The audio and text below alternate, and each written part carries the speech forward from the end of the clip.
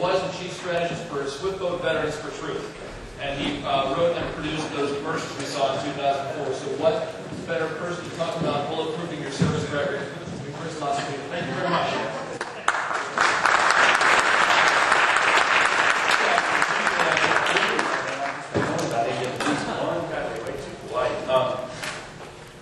A couple things, and then first, I thank Seth and all the guys for organizing this, and just I think it's a great thing, and special thanks also for Princeton for funding it, and helping put this thing together. I think that's a great thing, and really honored to be part of that. Before we get into the specifics of bulletproofing your service record, just a couple things. One is, because we covered a lot of different things. I'm going to be around tonight. I'm not going to be here tomorrow. I'm actually meeting with a client tomorrow night, and of course there's a couple of football games, so I'm not getting into it. We talked a lot about different types of campaigning, and my perspective is that the focus has been a lot on the general election aspect, and really the first step is winning your party's nomination, because that's step one. Because you may wake up one morning and decide you're going to run for office, or people may be coming to you and asking you to run for office. But you have to ask yourself, the first question you need to ask yourself is, can you win your party's nomination? If you're an independent, God bless you. Good luck. Just you got to have a party apparatus that's going to help you. You got to build those volunteers and so forth. But party politics is completely different. Completely different. Whether it's Democrat or Republican, it's completely different. And so, if you're thinking about running for party office, if you're thinking about running for public office, you got to get unless you're running for nonpartisan elections, and then of course that doesn't really matter. But then you'll also find out that there are segments of the party operation that are involved in that. So, get involved with your local operations, and it doesn't mean you have to spend a lifetime lifting envelopes in order to get to the point of running, but you got to know the people who make a lot of things count, because volunteers in the political system are what drive a lot of elections. We call it the gray hair brigade, and if it wasn't for a lot of the older ladies in at least the Republican Party, there would be a lot of people being able to do half the stuff that they do, and it's the truth. That's one point. The second point is campaigns. If you go back in history, American history anyway, campaigns are about differences. Campaigns are about contrasts. If you were running for public office because you agreed with somebody, not only what fun would that be, but what would be the point? It would become nothing but a personality contest. So campaigns are differences between people on issues and ideas, and because campaigns are about differences, that ultimately will involve contrast. And people like to say, "Oh, that's negative campaigning." That's contrast. Negative campaigning is when you're attacking somebody because you think he's cheating on his wife, or he's cheating on his mother, or cheating on his husband. You get into that level of nastiness, that tends to have a really, and you don't see a whole lot of that believe it or not. You see it on the internet, because the internet's a free-for-all. You can say whatever you want on the internet. And it's really, I think, made campaigns much more nastier over the years. And I've been involved in campaigns for almost 20 years, and they're getting progressively worse and worse every single year from a negativity standpoint. But if you can keep the contrast on issues and issue focus, I don't agree with this guy's position on taxes. The difference between he and I are, night and day. I believe in lower taxes, you believe in higher taxes, blah, blah, blah, blah, blah. Being able to cite, all of your issue contrasts, that may seem very basic. But if you're running for public office and you're relatively unknown, and if you're, let's say, taking on an incumbent, you have to do two things. You have to provide the voters a reason to hire you and fire him. But they're not going to fire him until they know who you are. If you come out of nowhere and start attacking your opponent, you have no name ID, you don't have any credibility to hold a negative against your opponent. So you have to build up. You have to build a plan. You have to talk about it. You have to be positive. People have to know you. They have to know who you are, etc., before you can even contemplate going after your opponent. So I've seen some candidates come right out of the gate on their announcement and start gutting their opponent. And it's like, that campaign's dead before it even started, because they don't know one knows who they are, and you can't sustain that level of negativity. Another point I want to make is you're a veteran. Great. I'm a veteran. So what? That doesn't give you, what's the old saying? That and a quarter will get you a cup of coffee down at the diner. It doesn't get you anything. It doesn't make it better than anybody else in the world of politics. You have to make your status as a veteran relevant. You have to weave it into the fabric of your campaign and as to part of your story. It does matter. It does matter. But 95% of people in this country haven't served a day in uniform.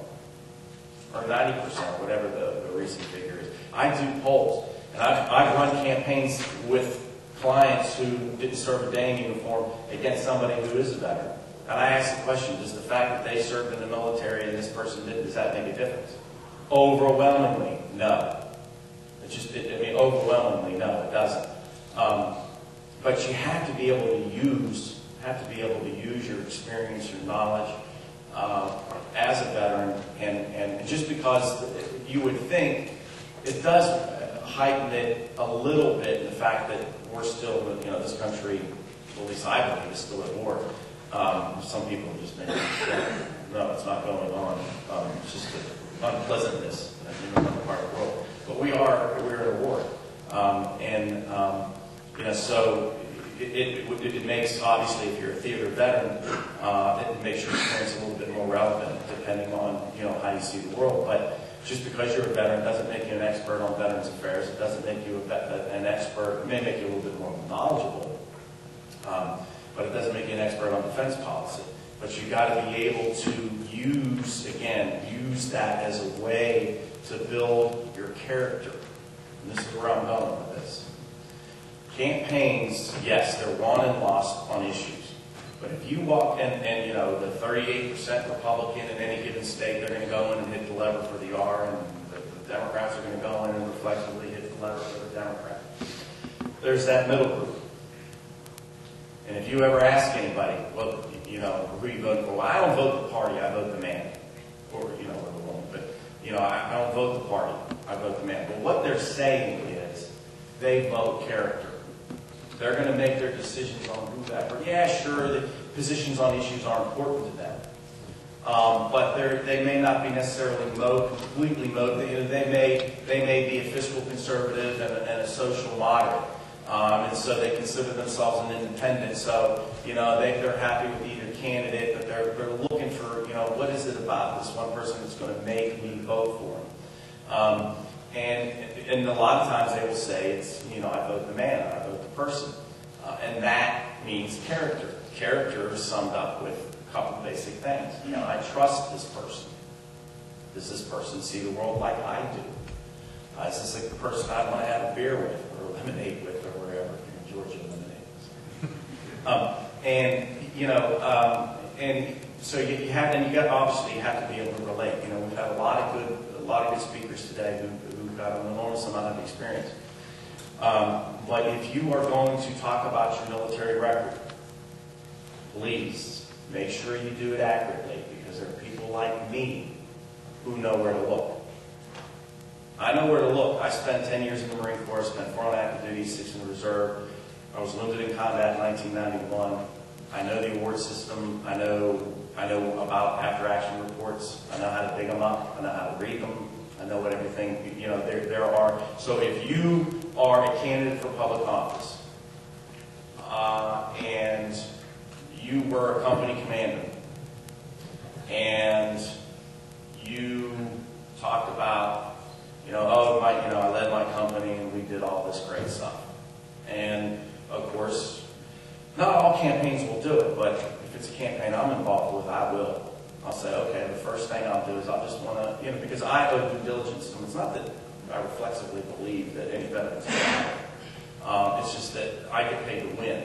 And I get paid to find a crack. If I can find a crack, I'll drive a truck through it. And there are a lot of guys out there that will do it.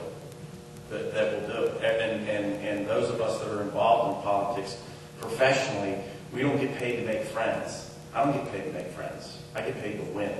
And I get paid well. And it's a profession and it's a business. And it's a serious business. And the last thing on earth you want is a very important piece of who you are to be unraveled because, well, you said one thing that may have been a little bit of an exaggeration. Yeah, in 2004, what we did to John Kerry was brutal, and it was messy. But hey, I didn't do it. And I just took the facts as I knew and presented them. And we had the means to do it. And just let people make their own decisions. And of course, that's a battle that I'll continue to fight, probably until they put me into the ground. But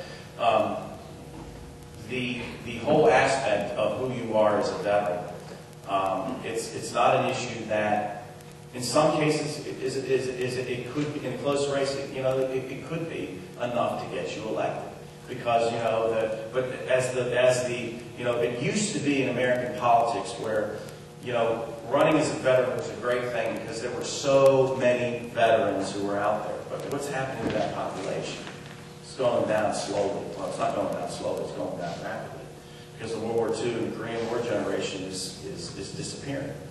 And those were guys who felt it was really important that you had military service. And what's that being replaced with? It's being replaced with basically what society is now, which is, and the military is now, which is all volunteer. And so it's a standalone issue. It's an issue that will distinguish you away from someone else, but it's not going to be it's not your silver bullet. So in using that issue and weaving it into part of the fabric of who you are, be accurate. Listen, I was in the Marine Corps for a long time, and we are pros at bullshitting. I mean, if there's anybody in here who was a former Marine, who was in the Marine Corps, that says they've never BS before in their life, they're a damn liar. Because the Marines, I think, are, quite frankly, the best at it. And I just, especially if you're an enlisted Marine, because I don't know what they give you down at Paris Island, but it works. But in describing, you want to be able to weave in your story, talk about your story, but you want to keep it accurate. Keep it accurate, keep it focused. It's well documented what happened in the presidential race in 2004. But just recently, what hasn't been well documented was there was a group. There was back in 69, 70, there was, Vietnam Veterans Against the War was this big group that was led by Kerry, but he had a sidekick with him. And they would run around the country talking about all the atrocities that they committed, and how many babies they murdered, and all this other stuff. Well, it turns out that one of the guys who was with Kerry, reporting all this stuff, he said he was an Air Force pilot, and he used to take his jet down and bomb villages on purpose. Well, guess what? The guy never left Lackland Air Force Base. Never left. He was in the Air Force, sure, but he was an enlisted guy. He wasn't a pilot, and he never deployed. Well, we just had that last year with the Iraqi War Veterans Against the War. What happened there? For 2 years, we had some dude on national TV being propped up by the damn national media talking about how you guys were over there killing people indiscriminately. Guess what? And he had done it. I was there. I'd done it. He never served. He was never even in the military. Took the press 2 years to figure it out. We're the ones that blame. Guys like me are to blame because we should have known better. The first thing I should have done was start doing a check on that guy. Found out that mistake will never happen again. But if you're involved in a veterans organization, don't let it get hijacked by the hard right. Don't let it get hijacked by the hard left. If you're a veterans organization, stay a veterans organization. I could give a damn what your position is on the environment. Why should you be even screwing around with your position on the environment if you're a veterans organization? If you're a veterans organization, why should you be talking about pro-life or pro-choice issues? How is that relevant? So if you're a veterans organization, I know some of you in here have them, stick with what you know and stick with veterans organizations. Don't get hijacked. Don't let either political extreme take you away from what your mission is. Keep that in mind, because what will happen is you'll become irrelevant. People will stop listening. You'll become marginalized. The reason why and of course I'm a partisan Republican, I get paid to beat the left. But part of the reason, so understand that, and I'll try to be as objective as possible. But part of the reason why I think that the environmentalist movement has become marginalized on the issue of the environment is because they engage in a debate on so many other issues. If you really care about the environment, then stop talking about abortion. Or if you're really involved about the environment, why are you in the gun control debate? So then you allow yourself to become marginalized. And I know some groups have to do it in order to get money because, you know, they want to be able to run issue ads, they want to affect public policy. And of course, the only people that are going to give them money are, you know, some people call them haters. I just call them just pure believer activists, whether they're on the left or the right. And you know, a lot of them have deep pockets, and they want to use a group like veterans to push an agenda that may not have anything to do with veterans. So just, you know, if you go to that route from an issue advocacy perspective, you know, keep your focus, you know, on what the group's name is. Otherwise, just form another group. I mean, I founded a group called American Issues Project, which is a giant 501c4. We raised $20 million last year. It's still a large, viable organization. Yeah, we were the ones that ran the William Ayers ads against Obama. But it wasn't a veterans group. It was just a very innocuous name. But at the end of the day, when you're running for public office, you know, the fact that you served is good enough. And if you have an even bigger story, if you were decorated, great. It's not like you can't talk about it. And you should talk about it. Just if you know, there's just different ways in how you approach it. And I would caution you that everything that you say is, especially in the age of the internet, where everything is under a larger microscope. I mean, when I got involved in this business about 20 years ago, I mean, we used to have those little Macs, you know, the little ones. I'm aging myself, but some of us know what I'm talking about. You know, with a little window on it about that big. I mean, that was, you know, that was high-tech stuff. We had risographs. I mean, you know, so how far campaigns have come with the advances in communication technology. I mean, the Swift Podies, we started off with $500,000. I put one commercial on 3 dinky markets in 3 small states. And 10 days later, 62 million Americans said they saw my ad. Impossible. Couldn't buy that much TV. But what had happened, it had traveled, you know, not only had become viral, but it became so much a part of the news that the repetition of it. Of course, you don't ever want to be on the receiving end of something like that. But why did that happen? Well, because you owe it to your campaign people to explain to them your background in everything. Not just this applies to everything. This applies to, you know, why you got that DUI in college. Because if you got one and you don't think anyone will find out, trust me. Because when the first place we go, and I don't do opposition research, I hire opposition researchers, but I tell them what I'm looking for. First thing we do is we look at your resume. Oh, he went to Princeton. Okay, so he's running for a congressional seat in Virginia, and he went to Princeton. So you know what I'm going to do? I'm going to go to Princeton, and I'm going to scrub within a 100-mile radius every courthouse, and then a 100-mile radius where you went to college, or school, or what have you, or for that matter, duty station. And I'll check to see if you got any infractions, because I'll find them. And they're a lot easier to find now because everything's electronic. So you owe it to the people who are going to go through this bloodletting with you to tell them everything, and so that everybody's up front. Kerry didn't do that with any of his staff. His campaign people, a lot of them, believe it or not, friends of mine, and they didn't know none of them had ever served in the military, so they didn't know how to ask them questions. He was so incensed by what was being said about him that he sort of like went into a shell and could not explain to them. None of them knew what kind of questions to ask or where to look or any of that stuff to disprove it. So it just started spiraling and got completely out of control for them. So, you know, make sure you explain, you know, your record, whether it's your military record, your academic record. Don't say that you were cum laude when you weren't, because we'll find out if you weren't. I mean, those are issues that apply. So when I say bulletproofing your service record, it's not just the fact that your military record, because it's a very easy, I can sum it up in 2 words: don't lie. That's it. Very easy. Or don't exaggerate. That's all there is to it. And just keep it, you know, keep it simple, keep it relevant, and keep it focused. No one wants to hear your war stories in graphic detail. Some people might, but, you know, we all know you don't really go into that stuff anyway. You know, so, but that, again, bulletproofing your record applies to not only your military record, but it applies to everything else as it relates to you as an issue. In the days of, you know, when video cameras first became really popular and they became a little bit more, back in '92, I was involved in a campaign, one of the first campaigns was a congressional race. The video camera I had was this big. It had a big red light. Panasonic, you put it on your shoulder. Yeah, one of those big things. And I was in a debate, and my client was over here.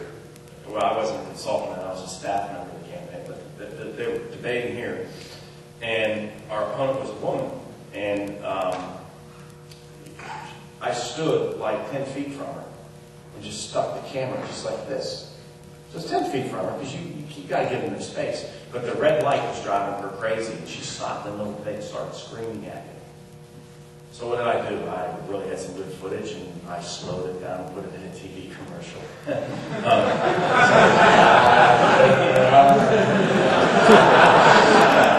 Slowed it down. And you know, so you be cognizant that, because I'm very cognizant, I'm on all the time. I'm on camera all the time. And as a candidate, and I'm just a staff guy, but people love to trash me on the internet. I mean, my kids, if they want to laugh, they Google me. I'm dead serious. I think one night here in the computer room, I said, "What's so funny?" My son was like, "It's nothing." I'm like, "No." He's like, "Daddy, Victoria was done." I'm like, "What?" "We Googled you." "Daddy, nobody likes you." So you got to get beyond page 1. You got to get to page 2. It's not that bad. In campaigns, somebody's always filming you. Somebody's taping you, filming you. They're watching you constantly.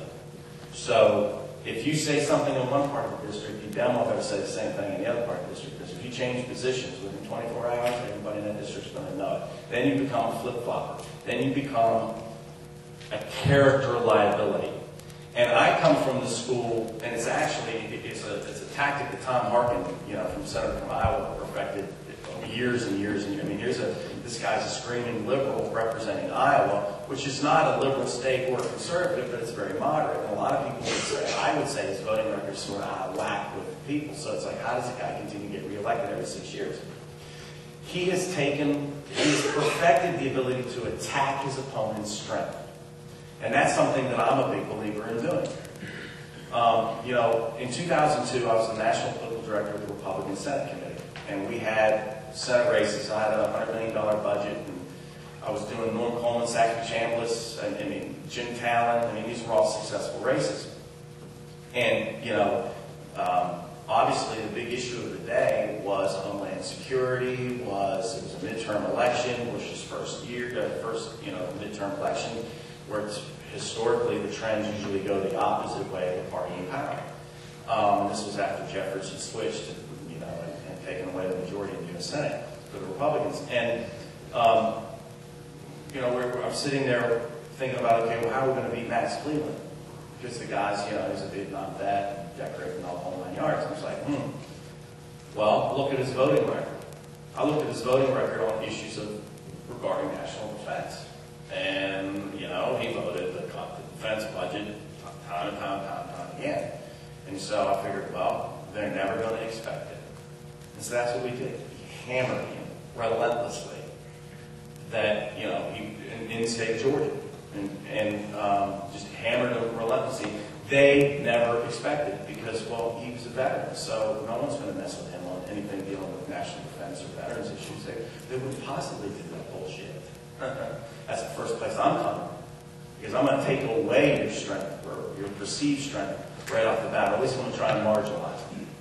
And one way you do that to an incumbent, for an incumbent anyway, who has the service record, is to go after their votes. And if their votes aren't good on the issues, then you isolate them on that and you pound away. And it actually, that cycle, if I had tried that maybe in 06, it wouldn't have worked. But or in 04, it wouldn't have worked. But in 02, it was just a year, and it worked. And he's still bitter about it. very bitter about it. But, you know, and so understand that. So know what your strengths are, and then expect to get attacked on them. Expect it to get attacked on your strength. I mean, everybody in here is a veteran, so you know that you know the basics of strategy. You know, to expect the attack where you least expect it. Those principles apply to politics. That's why I love what I do, because it really fits. And it should give you, if there's anything being a veteran should do, it should give you a distinct advantage, at least in viewing the world politically. And the give and take. And campaigns are living, breathing things. They do establish a rhythm. And as a candidate and as a consultant or somebody who runs campaigns, you really do have to get into a rhythm. Once you get into a rhythm, the campaign gets into a rhythm, and you're really, you know, you're moving the ball down the field. You know, using football analogies, you know, you can become unstoppable. I mean, the momentum, the projecting, you know, the confidence, and you know, those things are all important. Just be careful on those character issues, because they can come back and steal a race from you. They can come back and steal a race from you. So don't ever give your opponent or your opponent's operation the ability to take that door and ram the truck through. Keep everything buttoned up really tight.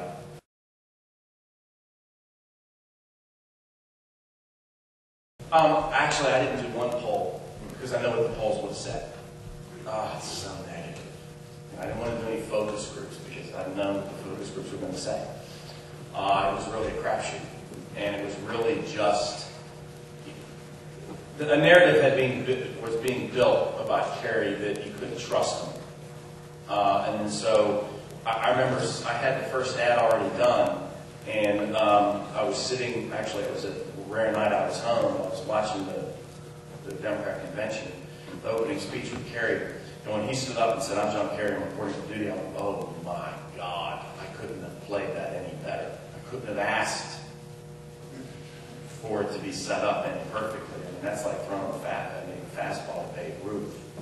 I mean, we had everything so pre-planned. And of course, we were working in conjunction with Matt Drudge, who was leaking a bunch of stuff that we were giving him. He was just bleeding it selectively. And when he did that, that really, I mean, that set it up. I mean, had he not put the emphasis on it, it may not have been burned as fast as it did, or as long as it did. But because he made that centerpiece, it sort of heightened everybody's awareness. So it was really, it was focused really on, I guess, independence. I mean, there wasn't, if you were going to do it, I mean, I wasn't going to influence Democrats. I was going to motivate the hell out of the Republicans, who were kind of, you know, not entirely thrilled. And it was just a, you know, something that anybody who's going to vote would trust. I mean, after every single ad, it ended with this simple phrase: "Can you trust John Kerry?" I was focusing and zeroing on the word trust because I was going after character. Well, you can't, your individual records you can't touch them. You can't get them. If somebody's got them, I don't know how they, you know, unless you decide to release them yourself. You know, I'll be the first to tell you, I got an NJP in mine. I mean, I wasn't an angel by any stretch. I wasn't a problem either, but, you know. That's what happens when you're a Marine and get stuck on an Army base for a while. But, Fort Sill, Oklahoma, what a hellhole. But, you know, so well, let's put it this way: if you were on a command element and you had to file and write after action reports, they're all publicly available. You can get them. I had a candidate. I had an opponent who was running for public office. I won't get into too much detail on who it was, but who made a claim that they had done something in the theater of operations in '68. And the person served very honorably. I mean, the guy was squared away and didn't have any issues. But he made a claim about having somebody die in his arms in combat. Well, no one had ever heard that before, so I pulled all his records. And of course, there was no mention of it in the after-action report. And then I tracked down and found out who his RTO was, because I know there's one person who hangs around a CO. That's RTO. Then I went to the final Navy corner. And I had people I interviewed them, and they found out that had never happened before. And then I had a reporter go and ask him, can you name that guy? Can you remember what his name was? And the guy said, oh, it was a long time ago. I can't remember. Well, I can assure you, if that happened to you, you'd know who that person's name or who they were. You would. And he said he couldn't remember. So it was just, I mean, it's stuff like that. It was very off the cuff. He just said it to make a point, and he paid for it. And of course, those things. I mean, and that was, the guy had been out for 20-some years, but he was reliving, I think maybe adding on a little bit too much, but because it doesn't go away, stuff stays. That stuff stays with you. But in terms of if you've got disciplinary actions and stuff like that in the military, it just depends on how bad it was. But I think that kind of stuff is hard to find unless somebody that was in your unit comes out and knifes you. And that's the other thing you got to worry about. So be careful about claims, because somebody may view it differently that served with it, which is of course obviously what happened to Carrie. But in terms of your individual stuff, when we made the claims that Carrie didn't rape, one or two of his hearts, that was made by guys in the theater on an operation with him, and we said, okay, well you can just put the whole thing to rest and just release your records, and of course he didn't, and still hasn't to this day. So, and I'm not trying to make a point. I'm just, there are ways to. Listen, if you have a Purple Heart, great. You ought to tell somebody you have it, especially if you're running for office, because that's a big deal. If you were decorated, that's a big deal. I mean, you can say that, but for God's sakes, don't say you have one if you don't. Because, as a matter of fact, I think it's a federal law now, Stolen Valor Act. So you'll be getting in a whole lot more trouble with that. I don't know if I answered that. I mean, it's tough to, where are your records? I mean, your records are going to be, your records are probably a lot more accessible than mine are now, because I've been out since '95. But, and everything's digitalized and computerized now, so it's a lot more accessible. But again, those things are all protected by the Privacy Act. But that doesn't mean anything, because there are other people out there who especially in the world of politics, where everything's public and everything's out in the open.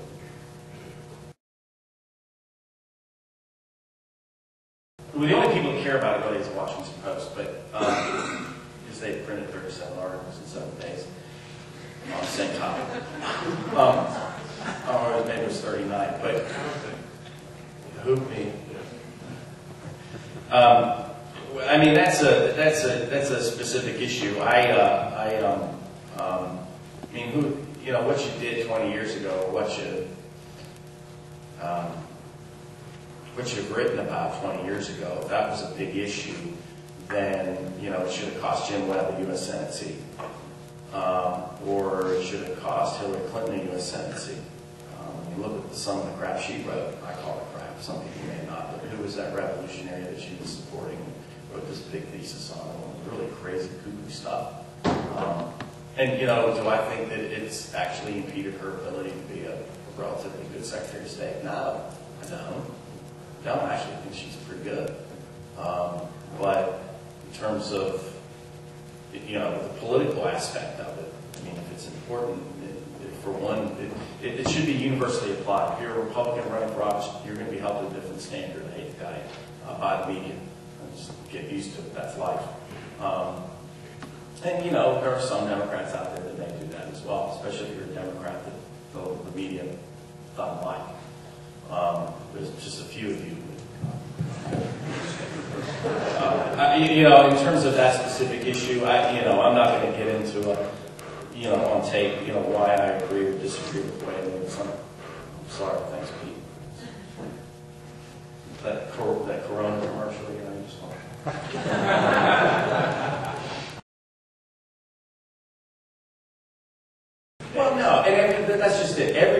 everybody's value system goes through a little bit of changes a bit, or the way they view the world changes a bit as they get older, as they have more life experiences. That's just called age. And so what one person espouses in 68 is not necessarily what they.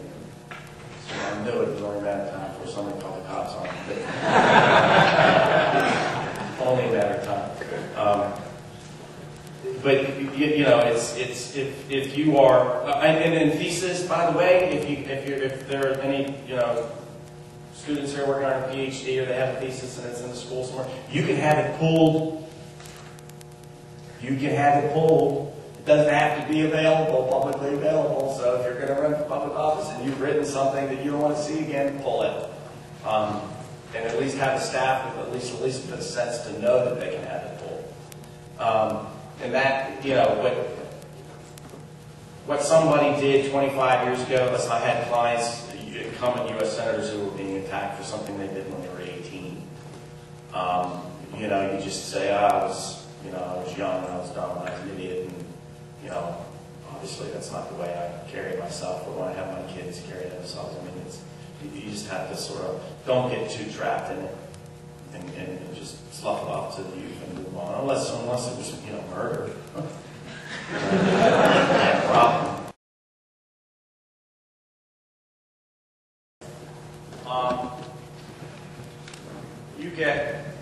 I have a 10% disability with the VA, so I get $150 a month.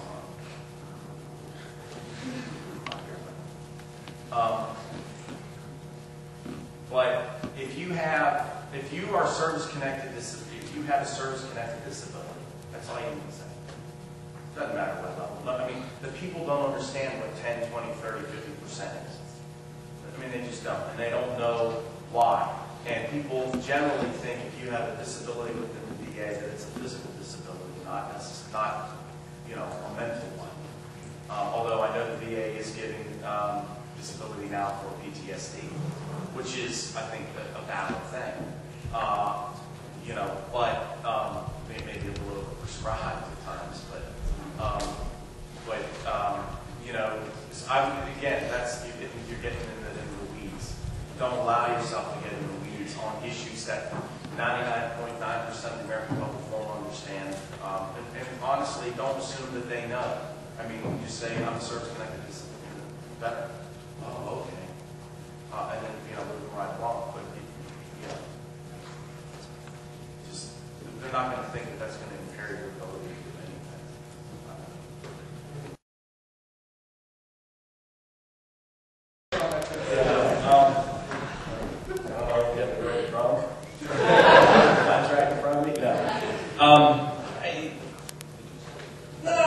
It's not. You have to be able to raise money, and you have to be a viable candidate. You have to have a viable message.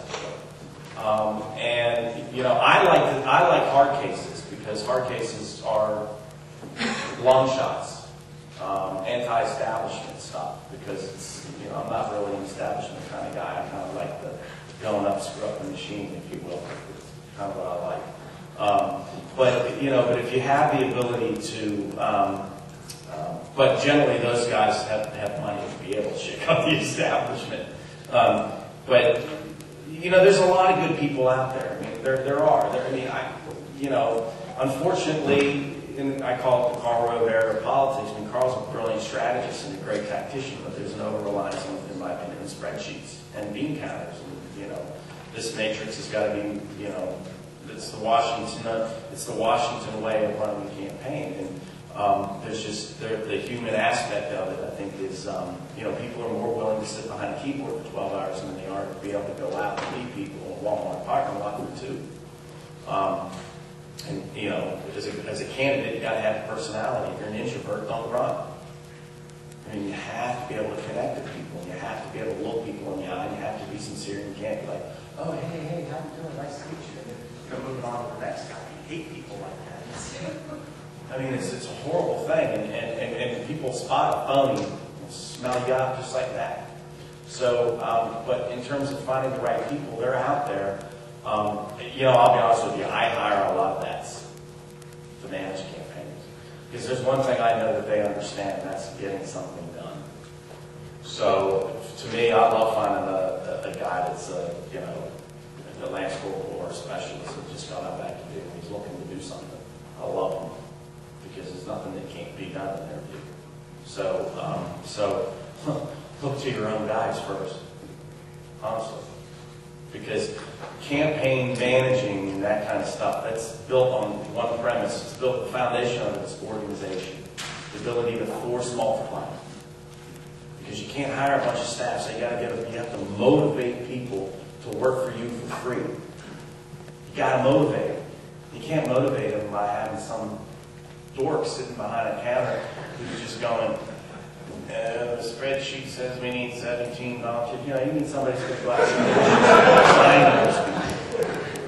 And you know, one thing about the military, it teaches you to be somewhat social. I mean, it does. I mean, you know, you get dropped into basic training, and for a lot of us, it's the first time you're away from home, and you get dropped into a totally different demographic, and a totally different group of people. You got to make friends with strangers, and then you got to deploy, and then you switch units, and I mean, you learn to communicate with people, and then as you move up the structure of command, you become put in charge, and you have to be able to articulate. You have to be able to express, you know, how you want something carried out. Those are all great qualities that I can assure you they don't teach in college. So that's it. I'll be around.